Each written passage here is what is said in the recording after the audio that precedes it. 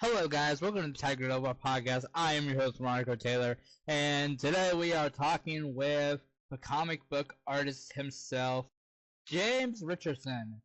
He talked with me today about all of his creations, what his background is as an artist and writer of Main of All, but where he came with all this little not multiverse, but just universe of his own.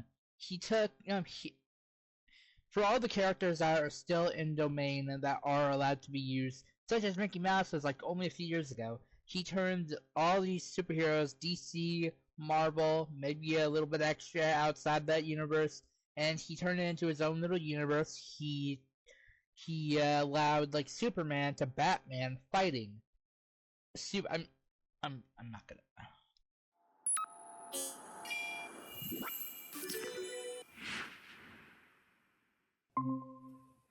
Hey man, how's it going? It's going. You're a strawberry. You got a problem with that? No, I'm just surprised. Hey. Yeah, thanks for coming on the show. I appreciate you accepting the invitation.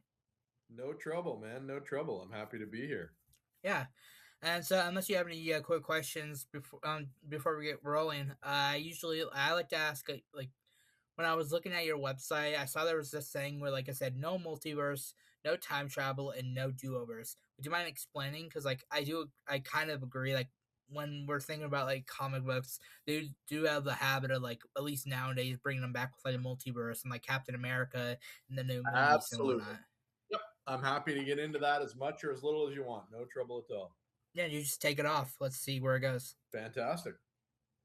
Well, the no multiverse thing comes from it's odd actually because I grew up with in the 70s and 80s the Justice League and Justice Society comic crossovers, which I loved. I thought they were fantastic. It was great to see different versions of characters from the Golden Age meet their versions from the Silver Age, and I loved all that. But unfortunately, it's gone so far the other way to from being a fun sort of let's do this for a once in a while thing to this is how we do things all the time. When it comes to if you've got a character, particularly when you're making these multi-million-dollar movies, you've got this character arc over 3 or 4 movies where they sort of start, they grow, they get more important to the story, and then they die as either a sacrifice or a tragedy. If you can bring that character back 2 movies down the road, then all of that what happened before is totally invalidated. You've made it now unimportant. It doesn't matter anymore. And to me, that's a disservice to the storytelling. It's a disservice to the great work the actors and the director did on the previous movies. And I don't want to see it anymore. I'm done with it. I've had enough of it. And when I write my stories, I'm building a universe based on public domain superheroes. Now, at the moment, there are only so many of those that are out there, but I've built it in such a way that I know what's coming and I'm making room for them all. So as I go, it's going to be one single unified universe, and I have one single unified plot line that drives the whole thing. I feel like kind of people talking about Spider-Man, they're like, I feel like at this point we just want a street level comic, so it's nice to have like some simplicity sometimes. Yeah, exactly. I mean, I my books they span 12,000 years of history. So I've got like Cull of Atlantis in 10,000 BC, and I've got Buck Rogers tomorrow.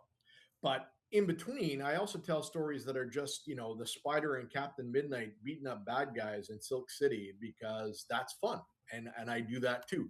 And all of the stuff that I do services the larger arc, but I tell lots of stories that are just, the book you read. If you never read another one of my books, you'll enjoy the one that you read. Something I was gonna ask later, but I'm kind of curious. Like, do you write your own characters, or like, are you like kind of like making it like I don't know, like an OC, like your own like fan fiction, if you will?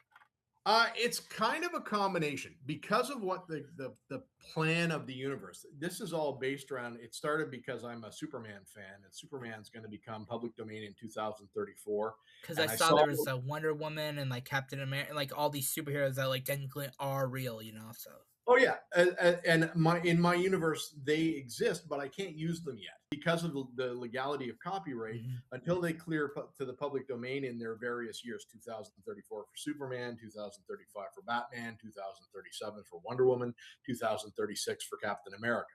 Until those things happen, I can only work with the heroes that are in the public domain. People like Buck Rogers, Sherlock Holmes, Tarzan. Although Captain Marvel, Shazam, who a lot of people are familiar with, Mhm. is in the public domain, and I use him already.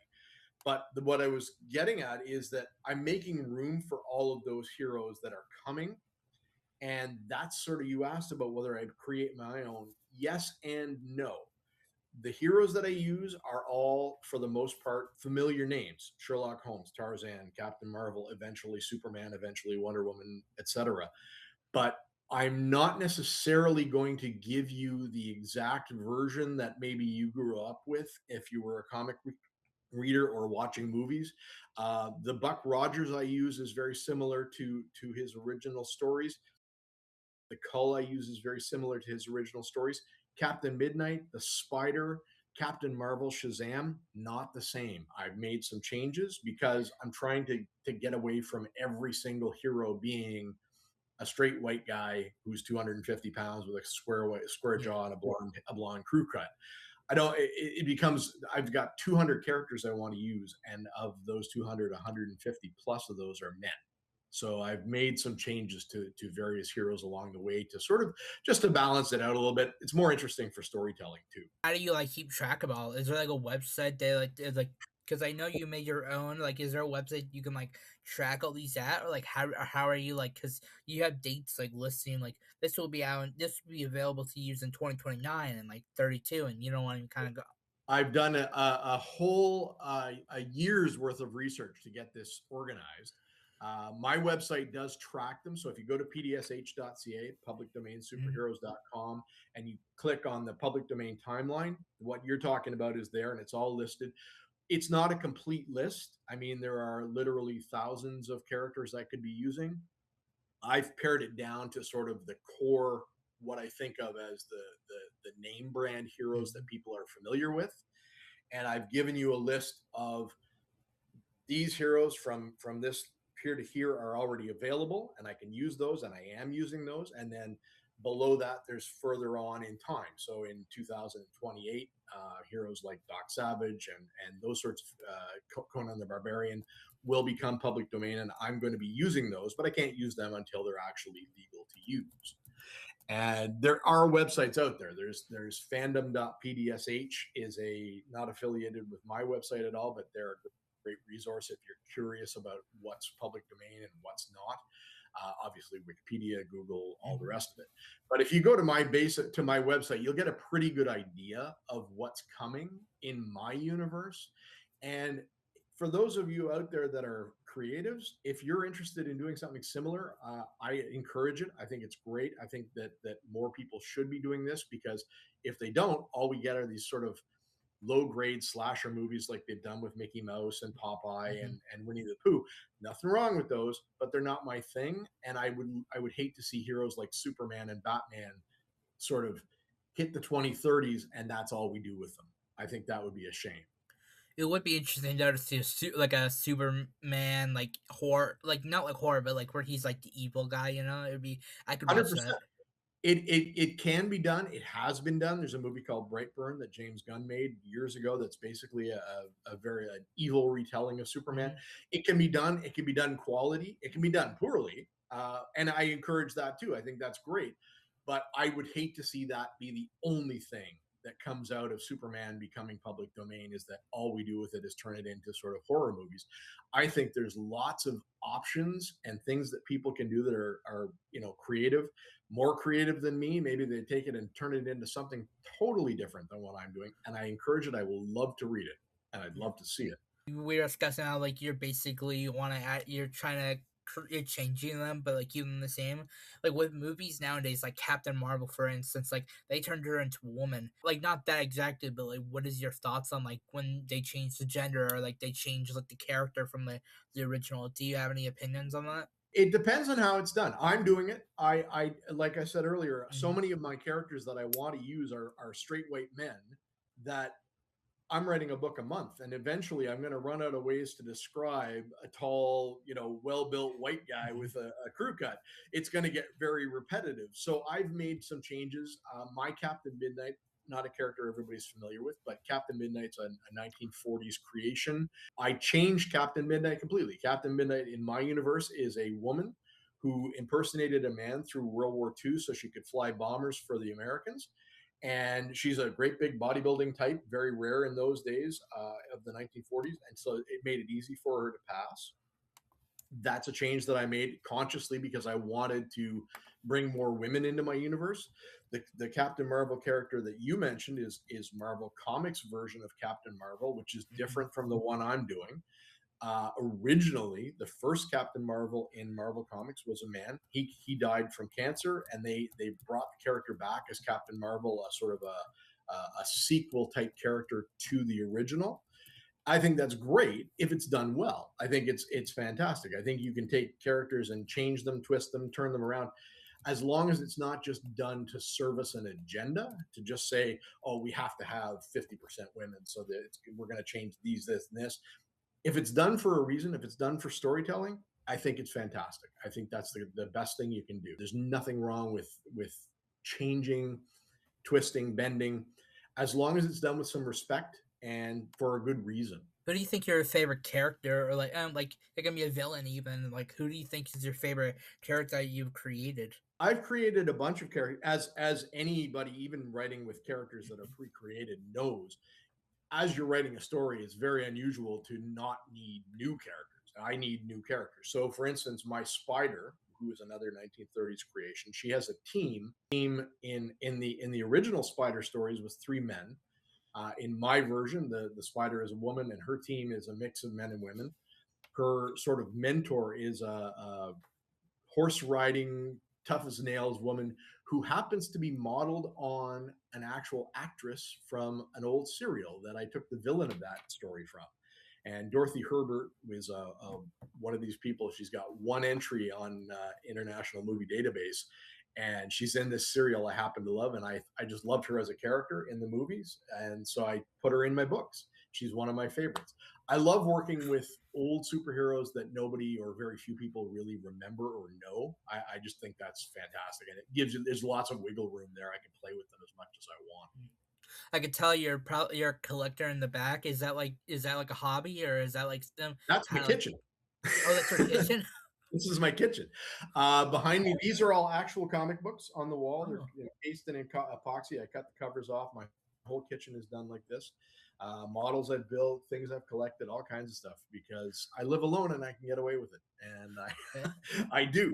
And I love this stuff. I'm a huge geek. I collect. I build. I paint. I model. I draw. I do all of this stuff. But what I really love to do is write, and this is what I'm doing now: is creating my universe in prose. I know you made like you sell your comics online, like on Amazon, I believe. But like, have you ever thought about like have you ever thought about like maybe hiring an animator, or like, I understand not everyone has the money for that, but like maybe you could just, I don't know, you know what I mean? Just maybe in the future, have you ever thought about that? 100%. In fact, my very first thing I did before I published a single book was I did a Kickstarter for what I'd like to do with a character named Spy Smasher. I'd like to actually do him in animation. I actually did an animatic on my own, which was not easy and took a long time. Animation is hard. Animation is, and it's expensive. But yes, and in fact, my Superman story, the thing that sort of spawned my whole universe, the reason I made up this universe in the first place, in my head, long before I ever published a book, that Superman story is an animated movie. I actually see it as an animated movie. And part of what I'm trying to do with all the books that I publish is I'm trying to get a fan base, an audience that is willing to help me with a Kickstarter or however it works out, so that I can actually get this thing animated when he becomes public domain in 2034. That's my goal. That's one of them now, but that was the original goal. Do you find it's like kind of stressful when you have to keep adding on? Like, do you think it's like a duty that you have to keep like bringing more creativity into these, or like more characters and all that jazz? Or do you think it's like fun? It's like it's kind of interesting to see where you can come up with these things. For me, I write a book a month, and I mean they're books. They're not comic Yeah, books. They're actual. I write a book a month. They're short. They're 100 and some odd pages. it's like a 20, chapter 25. book. Yeah, 25,000 words, give or take. Some of them have a backup short story on top of the main novel. Some of them have in some cases they have reprints of classic stories in them to give you a flavor of what the original characters were like when they were first created. Hmm. And as far as it goes, I will be adding comic books. I would love to add animation. We talked about that earlier. I would 100% love to add animation to my universe. Um, and I would love to do more in the way of comic books. Absolutely would love to do more comic books. But again, I'm a writer. I'm a sit down and hammer out the words kind of guy. So for now, for the most part, my stuff is sit down and read a book. I'm old, as you can see. I got the white in the beard. Oh, I you don't look literally past 25. if I shaved off the beard, I might be able to pass for 45, maybe. Uh, the way I actually have a cork board in my office with index cards pinned to the board with all of my story ideas, all of my current stuff that I'm writing, building, whatever, and it's getting bigger all the time. I absolutely love doing this. There's a lot that is involved with keeping it going that's outside of the writing. So keeping the website up to date, managing my accounting, keeping all of my things like my editor and my artist and the person that does my social media and the all of the stuff that I do on Substack and all keeping all that sort of going can be stressful, but the actual writing, I love doing the writing. I'm happy with this when I'm writing. You have some other people helping out. 100%. This I can't call it a team because they're paid professionals that I contract with. They're not part of sort of an office where we all get together.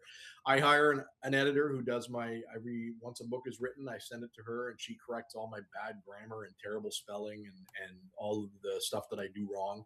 She sends it back to me and I correct that before I publish it. I hire human art. I started with AI art. I got a lot of backlash for the AI covers that I use. So I'm slowly but surely working through those with a human artist, trying to reclaim those with human drawn art. It's slow, it's expensive, it takes time, but I'm doing it. And I also have a person that runs my advertising on Amazon because I'm not good at that. I have no idea what I'm doing there, so I pay her to do that. As you can imagine, it's a lot of money. It's a lot of money going out and not as much coming in as I would like. So that's why I'm here. I'm here to try and find that audience, to try and get people to get interested in my stuff, buy a book, and help support me, help me write the next one. Kind of one of the perks of being a teenage editor. You can just do it all yourself if you have the time. I tried to start. I started this by myself. I really thought I can do this. I can do this all on my own.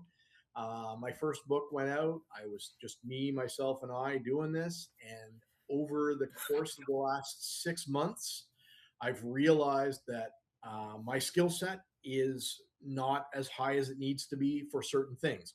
My editing skills are not what they need to be to make this professional. The first book that I put out without a professional editor, when I finally got it professionally edited, I was horrified. I was like, oh my God, I couldn't believe how bad I'd actually done on my what I thought was my good editing. So I'd love to be able to do it all myself, but honestly, it's just it requires, unless you're some kind of genius, it requires at least a few other people to put in some input because there's a lot to it. No, totally. Forgive me if you already said this. Sometimes my head glitches, but when was the point you decided I just needed a team, not a team, but like you said, but like some people just at least kind of put some help into it and kind of boost it up a notch. A couple of things actually sort of slapped me in the face to make me realize that. Number one was I'd never been on Reddit or Substack or any of that, and when I first joined, I'd put out 3 or 4 books at that point on Reddit, and within a couple of weeks, I started getting all this hate about the AI covers that I was using, and I had no idea there was any kind of backlash using AI. I was totally naive. I didn't realize that there were people out there who didn't, and there were reasons not to use. I didn't know any of that. So that was sort of the first thing. And then I started finding out just how expensive it is to get an artist to do this stuff and how much, and so that was a big one. But also with sending out my ARCs, sending out my books to people to read for me and getting them back from them, getting calls and emails from them going, yes, I really like this, but here's what you misspelled this is terrible grammar, this is bad, this is, you repeated this word 7 times in a row, this is what. And all of a sudden I realized that for all the what I think of as my skills, which is telling a story, I'm a terrible editor. I'm really not good at it. My spelling and my grammar are high school level, and I need somebody better than that to actually make the books feel pro when you're reading them. Have you always been a creative person, you think? Because it seems like you've been doing this for a while. This particular project started 6 months ago. I started this in the summer of 2025. I've been cooking up the Superman story for a lot longer than that. I've been writing on and off all my life. I've always written here. My very first novel I finished was in 2006 for something called the 3-Day Novel Contest. So I literally wrote my first book in 3 days. It was a blast. My first career was a musician. I spent the 90s traveling all over the world doing singing in bars. That was my very first career. But as far as creative stuff, I have always painted, I've always drawn, and I've always written. Even if I wasn't writing books, I was writing songs, poetry, whatever. I've always had that sort of need to express myself beyond just talking to people. I needed to write it down for as long as I can remember, even back to high school. My very first, one of my strongest memories of high school is being in my graduating year and my English teacher asking everybody in the class what we were going to do. And I stood up and said I was going to be published by the time I was 30. Wonderful. Oh. Bradley. I want to be a teacher. No, you do not. Ooh, me. Yes. I want to be a fireman who's also the president and also drives race cars. Yeah. Exciting. And what about you? Me? I want to be. It's going to be published by the time I'm 30.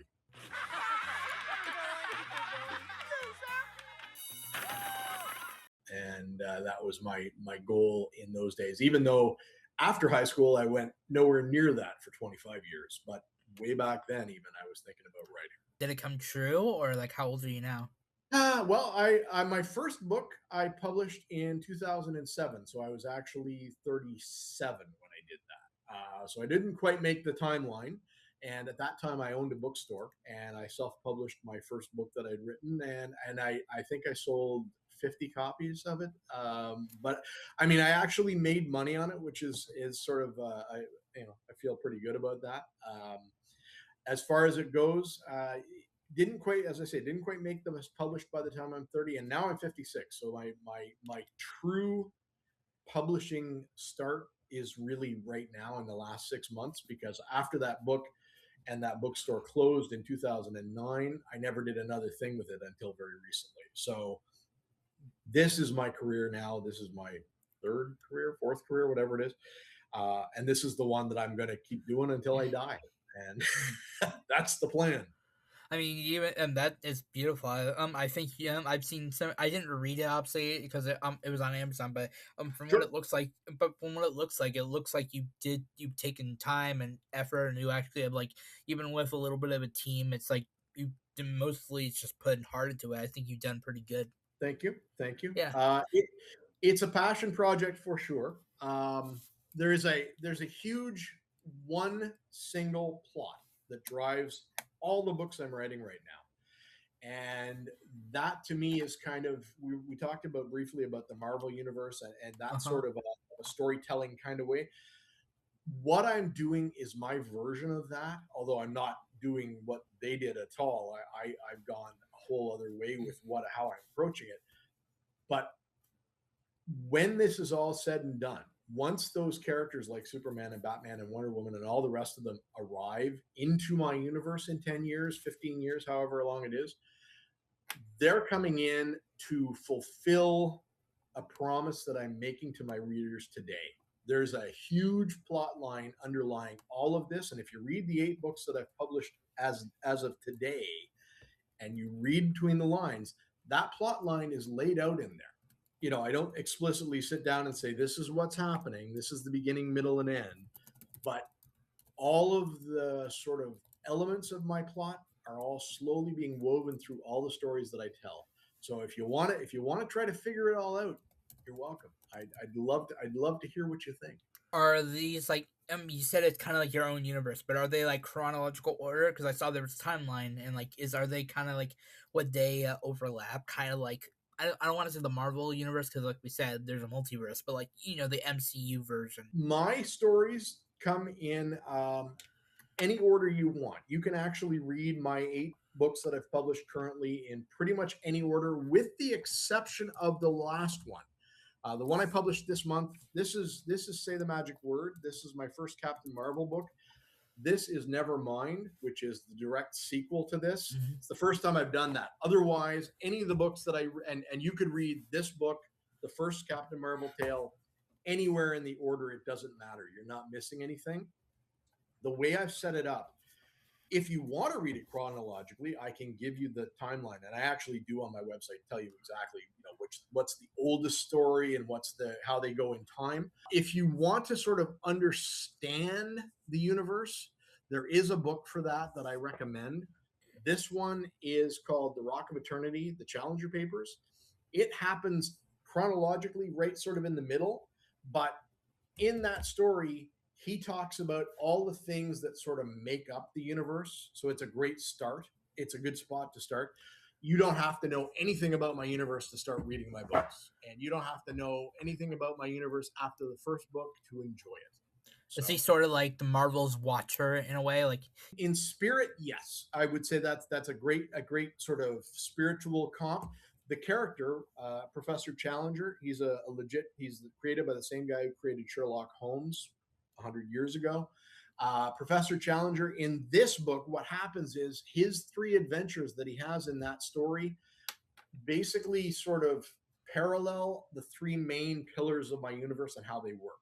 And so when you read his 3 adventures, you're sort of reading how my universe all fits together, even though he's not outside. He's not watching from the outside. He just happens to be a guy who's sort of found, let's say, a key to my universe. He's found the sort of the code deciphering key to the universe.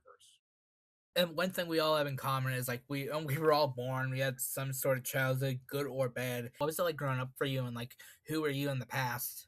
Oh well, I was a geeky kid. Surprise, surprise! I was a geeky kid who, from the time as long as I can remember, I've loved superheroes, swords and sorcery. I played Dungeons and Dragons in high school.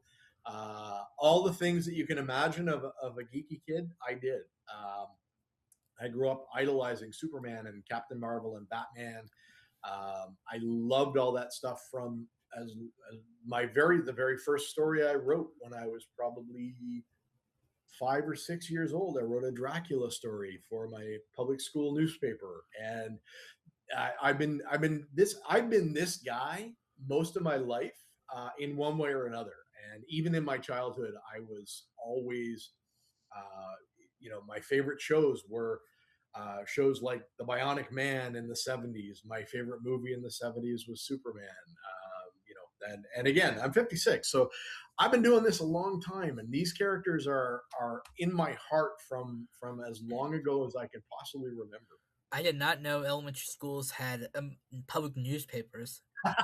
My elementary school's public school newspaper was printed on one of those old school mimeograph machines and stapled together. Like, I think it was probably 8 pages long, and we thought it was amazing.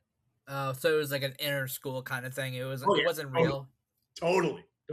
Again, that's would have been 1977, something like that. So, I mean, that's a long time ago. Okay.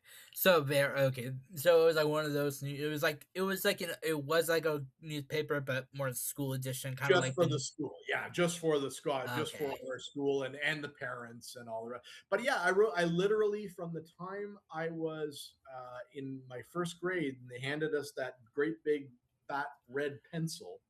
I've been writing stories. I just have been doing it all my life, and it's just part of my makeup.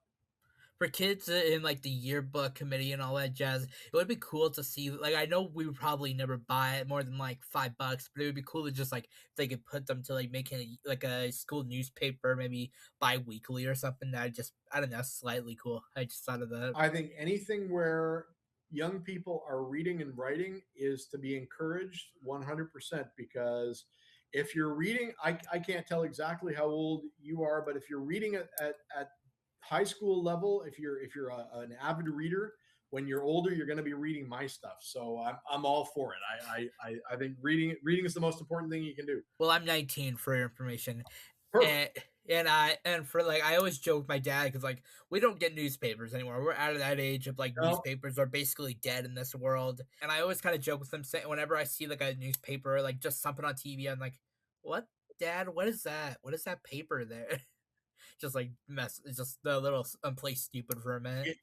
It's a hard thing for folks in my era to sort of accept, but I go through and see they still sell newspapers in my grocery store, only a couple. In my day, a newspaper was yay thick, and it would take you an hour plus to even just flip through it all.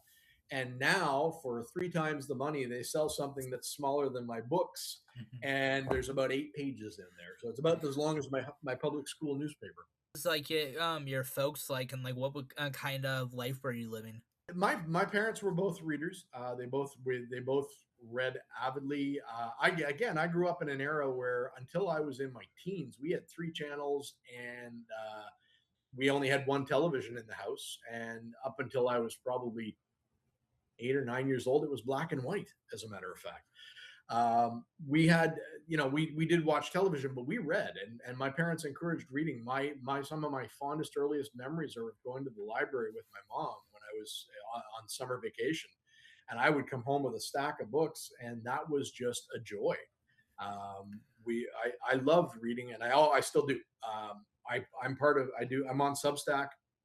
I've got a bunch of indie author friends that I've met through Substack and Reddit and the rest of it. And one of the things I'm doing this year is I'm actually reading a book a month from the Canadian authors subreddit to review, not as a review swap or anything like that, just because I want to read some new authors, support some Canadian authors. And basically, I know how hard it is. If you're out there and you're watching this and you're wondering how you can support a guy like me or somebody else that you know that writes independently, the best thing you can do for us is when you buy the book and you finish the book, go to Amazon and review it. It doesn't matter, 1 star, 2 star, 3 star, 4 star, 5 star, does whatever's honest, because the way Amazon works is if you don't have reviews on your books, Amazon doesn't know you exist. And we, as authors, we covet those reviews. So I'm trying to read and review as many authors as I can, because I know how hard it is on the flip side of that. So yes, please, if you're watching this and any of my books interest you, fantastic. I love the purchase. Thank you for the money. Thank you even more for the review. Do you think you're more on the artist side or the writer side? Paint, I draw, I do all kinds of stuff. Nothing for my books, not because I don't think I could do it, but because I'm very slow when it comes to doing that sort of thing. If I had to do the cover for each of my books by hand as an artist, I couldn't publish more than 1 every few months at the very most, because it takes me a long time to do a piece of art well. I draw, I paint, I do all that stuff, but I do it very, very slowly. Now, all the models you see behind me are all hand painted by me. That kind of stuff I do, but again, they take a while and they're not appropriate for covers of books. So yeah, I'm an artistic person, but I'm an author. I'm a writer. That's what I am. No shame there. Why are they not appropriate? Is it just because of Bugs Bunny, or why? Kind of combination. Well, most of these, for what you can see, up there is Captain America, Spider-Man, Green Goblin, and Superman. I can't use those for covers because the characters, A, are not in the public domain, and B, they're even if they were, they're trademarked. So I can't take a picture of one of those and use it as a book cover. It's just not legally allowed. You can't do that. Those outfits, those characters, their names are trademarked. When they become public domain, I can use the characters inside a book, but I still can't slap Superman on the cover willy nilly and sell Superman the story with my name on it. What do your folks think of this? Like, you said they very much encourage reading. My parents sadly are long gone. My For dad, loss. oh no, that's perfectly okay. They were very encouraging. They would, I think, if they were alive, they'd want me to go back to school, despite the fact that I'm 56. They'd still want me to go back to school and become a lawyer because that was always what they wanted. They would love the fact that I write. I've dedicated books to them because they encouraged my reading. They encouraged my writing too. They really wanted a lawyer or a doctor or an accountant, but they got a writer. It is what it is. Pop out of the womb. They say, "Is it a boy? Is it a girl?" Nope, it's a writer. It's a writer, and I love it. I'm stealing that. I'm stealing. Is it a boy? Is it a girl? No, it's a writer. I'm stealing that. That's going. I feel like that could be a T-shirt. It's probably a T-shirt somewhere. It's going on a T-shirt with my big ugly mug on it. I'm going to sell it at my website. I want credit. I love it. No, I'll happily give it to you. You explained kind of like it was pretty early on when you decided like reading was basically a family thing, but and you started when you were like basically 5, maybe earlier. What was that kind of click? Like, where did art and like or writing even like when did either one kind of click in your mind that like, hey, I want to give this a shot? I never really thought about writing as a career until I was in high school, and they suddenly in my high school when I was in, I forget what grade it was. I would have been maybe middle high school, grade 10, 11. They added a creative writing course, which they hadn't offered before. And that sort of, I took that thinking it would be an easy credit. That was that was my first, I was like, ooh, creative writing, I can do that. That's it. What turns out though is that it fueled a desire to write. It turns out that I really did love doing it. I didn't really realize it. I'd always written stories, but never really paid much attention to the fact that I was writing stories. But when it became something I could get credit for in high school, I was like, oh, this is fun. Okay. And it turns out I really enjoy it. Going back even further, I can remember reading comic books as literally one of my earliest memories is reading a Batman comic book. I mean, I probably would have been maybe 3 or 4 years old at that time. I 100% recall lying on my bedroom floor with one of my brother's comic books and flipping through it. And him saying to me, and being surprised, because in those days we had the Batman TV show, the Adam West TV show, which I thought was Batman. And I was disappointed because this comic book that had Batman on the cover inside was nothing like the TV show that I knew. And my brother, I can remember like it was yesterday, him saying to me, yes, but can your Batman do this? And he flipped the page over and he showed Batman diving 200 feet off a building and I was hooked. That was it. I was hooked. I was like, okay, that's great. I'm in. This is my Batman from now on. And from that day forward, I'm a Batman fanatic and every other superhero you can name. And you said you were like a child of the 70s, basically? Born and raised. I watched The Bionic Man. I watched Batman and Adam West's Batman. I saw Superman in the theater when it was first released. Linda Carter was Wonder Woman, period. Lou Ferrigno was the Incredible Hulk, period. And actually, part of what I'm doing now, this public domain superheroes universe is kind of, I didn't really think of it at the time, but as I've built it, I realize it's kind of childhood wish fulfillment, because when I was a kid, I would watch Lou Ferrigno become the Incredible Hulk, and then an hour later on another channel, Linda Carter would become Wonder Woman, and I'd always wondered why they couldn't be on the same show, why they couldn't, just join each other for an adventure. Well, of course, Marvel is a different company than DC, and I learned all this over time. Well, in the next 15 years, characters like Captain Marvel and Wonder Woman and Captain America and a whole bunch of heroes from different companies are all going to be available to be used to tell stories with. So I will be able to, maybe not the Incredible Hulk, because he won't be public domain until I'm long gone, but Captain America and Wonder Woman are going to star in an adventure of mine together. 100%. I actually have a plan. So, this is it's wish fulfillment. I get to play in a very big sandbox. Although I still have to wait until these characters actually clear their copyright in at the 95-year mark. So that's it's unfortunate because I have to wait.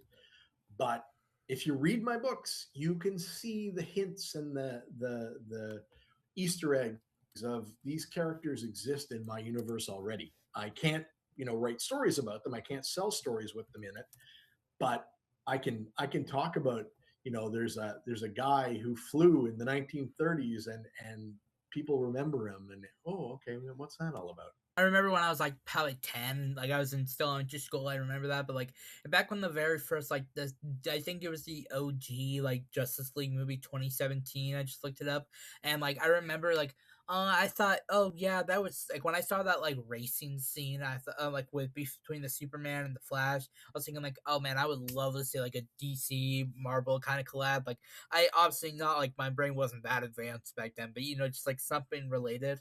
And people did say like oh yeah, they did in the comics or like a cartoon or some shit like that. But like, I think it was like, I always thought ever since then, I was like, man, I wish I could see that. Just like at least a short, like, not a short film, but just like, some representation of that. It is going to be done, my friend. There's a character from Marvel Comics from way back that you will never have heard of because almost nobody has. There's a character called the Wizard, and the Wizard is Marvel's first speed character. He's the first speedster, and he was back in those days. It was called Timely Comics. Eventually became Marvel Comics. The Wizard is their first speedster. He's sort of the super ancestor of characters like. No, he was a hero. He was definitely a hero, and he is the ancestor of characters like Quicksilver and those sorts of characters that Marvel eventually, and of course, the Flash is a Marvel Comics character from the 1940s. He was designed differently in those days. He didn't wear the red hood, and he wore a hat. Had a red shirt with blue pants and a lightning bolt that was different than what you might be used to. But I have a plan. I actually fully intend to team up the Wizard and the original Flash in a story. I actually absolutely 100% will be doing that. So Marvel's first speedster and DC Comics first speedster are going to get together in one of my books, and there will be the race between Marvel's fastest and DC Comics fastest. What was your first comic book, actually, let's just go with that. What's your first comic book? The first comic book in my personal was stealing my brother's comic books. My brother had a stack of comic books in his bedroom, and I remember, flipping through them and him not being super happy about that. That comic book that I mentioned earlier that he actually pointed out what Batman was doing, I believe was an issue of Brave and the Bold from probably the late 1960s or early 1970s that he had collected. Very likely art by a guy named Jim Aparo, who draws Batman the way I see Batman. If you do a little Google search in images of Jim Aparo Batman, Aparo is how you spell his last name. That Batman is how I see Batman. When you say the word Batman to me, I see Jim Aparo's Batman. Blue cowl, blue, gray top, gray pants, and the blue underwear on the outside, man. That's how I see Batman, with the big yellow belt, the whole bit. Yeah, I can see that. Those were my first comics. I grew up with that stuff. On my walls here, these are actually, as I say, these are real comic books behind me. These are not, I didn't, print these off on a printer. These are actual physical comic books I've cut the covers off of and covered in epoxy. They're out of my own personal collection. There's about 800 of them on my kitchen floor and on my kitchen kitchen counters rather. And my collection is still massive. These are some of them. My collection is still huge. I love comic books, always have, but I pretty much stopped reading and collecting in the 90s, I would say. How about creating? Creating, I have actually been working with a guy on Substack named James Liu, who is working on, he and I are creating a Tarzan and Sherlock Holmes comic book together. He's doing most of the artwork. I can't take any credit for that. I'm basically the story guy, although James is at least half of that as well. And I've done a comic book of my own that I can't publish yet. It's fully done, and I did it all myself. I did all the work myself. It's called The Power of the Powerless. Unfortunately, the characters are all DC Comics characters, and none of them are public domain for another 15 years in most cases. So it's literally sitting on my desktop in on my laptop, um, waiting for the day when I can actually publish it. But yeah, I have done it. That would be my first one. But comic books are not something I'm able to create, just because, as I said, I'm slow when it comes to drawing. I don't draw quickly. I don't paint quickly. So if I do more, they will be with other creators to do that. And my stuff that I'm doing lends itself to animation, lends itself to comic book style storytelling 100%. I cannot wait. I'm absolutely 100% in to do that with what I'm doing. You talked about reviews and like obviously AI art was like the one thing for that, and that's not like important to this necessarily. But like, what was the like when you think of like reviews? How do you how have people review have thought about it yet? Because I assume you've had some people look at it. I've had some reviews. Amazon, some of my books are reviewed on Amazon, and thank you to anybody who's done that.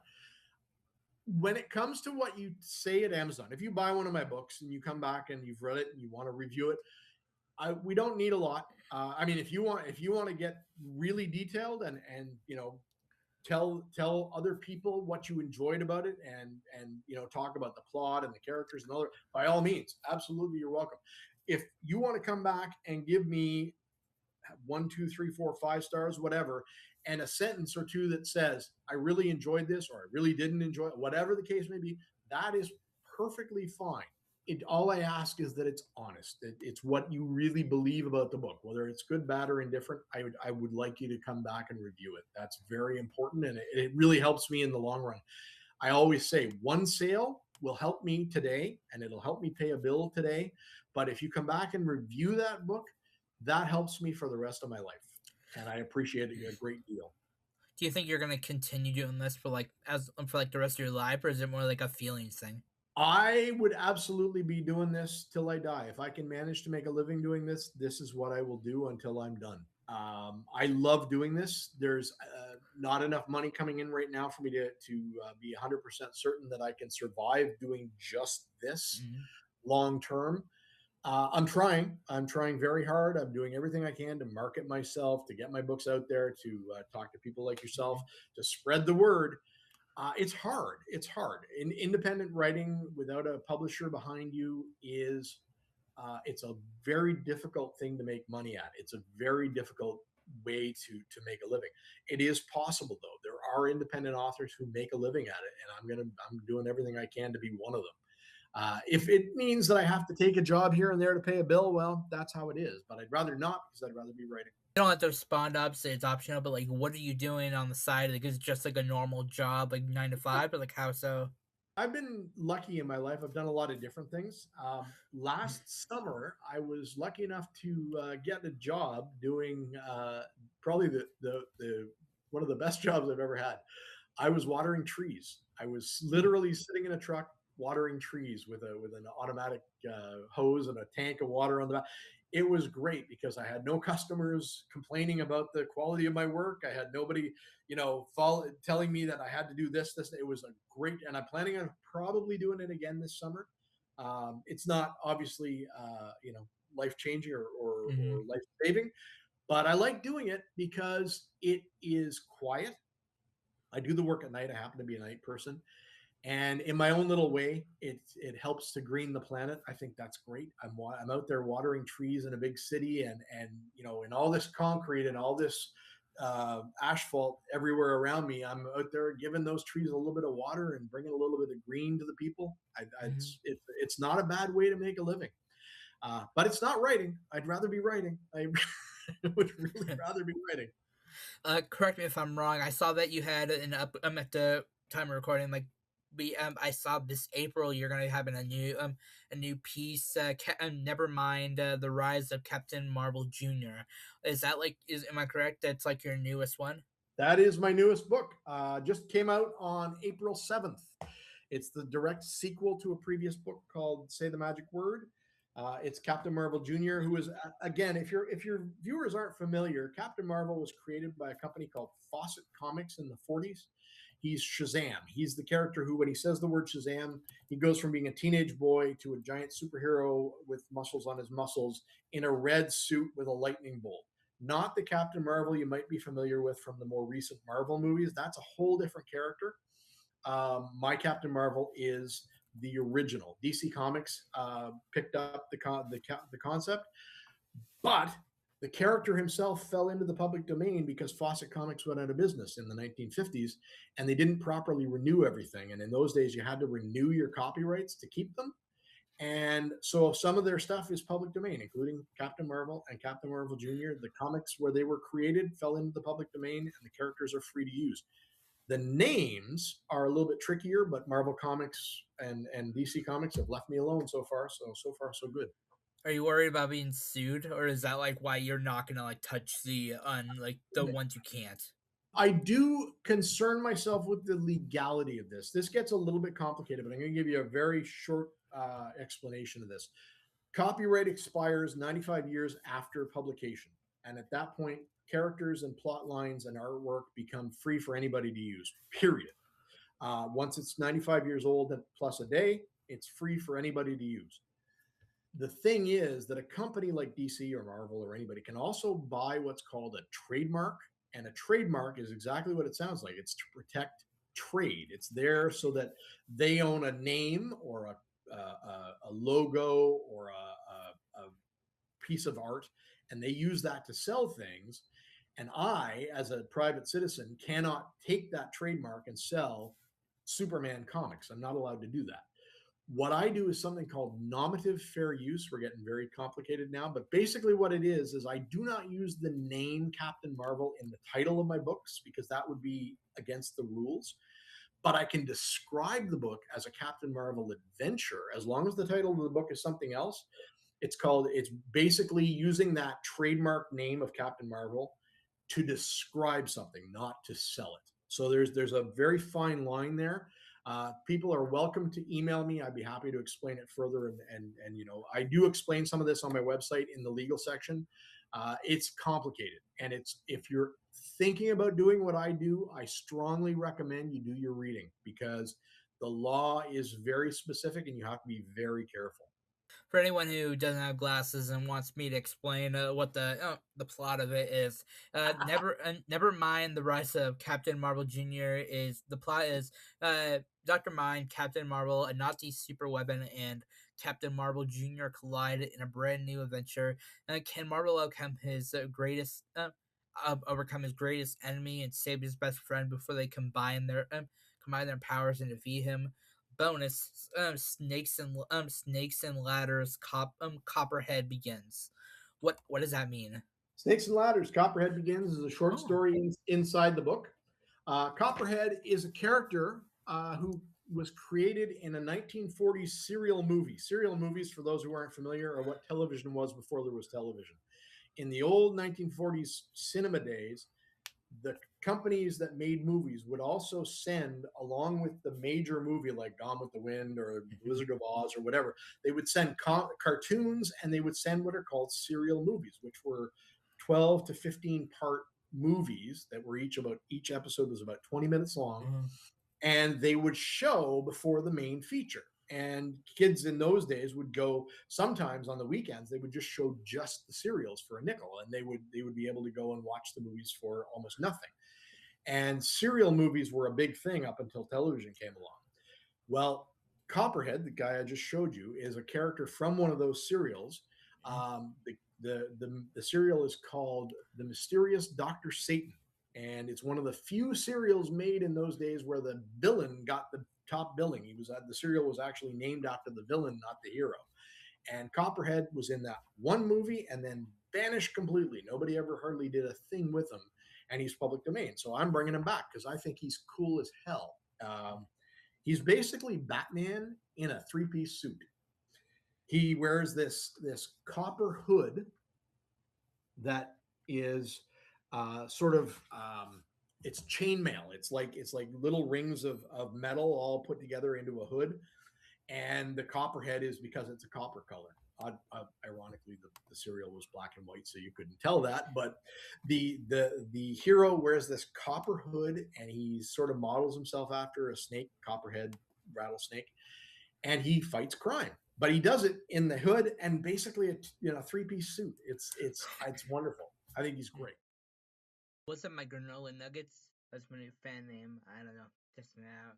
Thank you guys for checking this episode out. I'm your boy, Bronico Taylor. You can find all of my socials and his socials down in the description that he shouted out.